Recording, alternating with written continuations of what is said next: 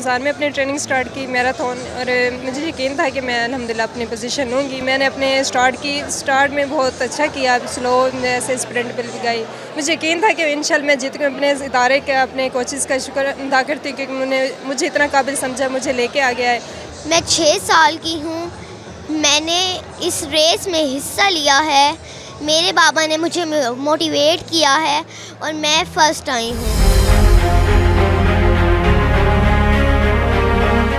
मेरे 4 बच्चों ने जो है वो इसमें पार्टिसिपेशन किया है, जिनमें सबसे छोटी बच्ची जो है इस पूरे DHA में, जिसकी एज 7 साल, तकरीबन 7 साल होने वाली है, और उस बच्ची ने जो है बड़े हौसले के साथ ये जो 5 किलोमीटर सफ़र जो है वो तय किया और अच्छी पोजीशन पर आई है।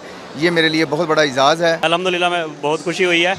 मैंने विन किया है अपनी कैटेगरी में फ़र्स्ट, और ओवरऑल 5th पोजीशन है मेरी, और मैं as a sports officer USP university में काम कर रहा हूँ। बहुत अच्छा लगा, इस तरह के इवेंट होने चाहिए। बहुत अच्छा इवेंट ऑर्गेनाइज़ किया गया है, बट बच्चों को मोटिवेट किया गया ताकि वो फ़िज़िकल एक्टिविटीज़ की तरफ आएँ, और मैं टॉप 10 पोजीशन में से एक पोजीशन में आई हूँ और बहुत अच्छा लगा मुझे।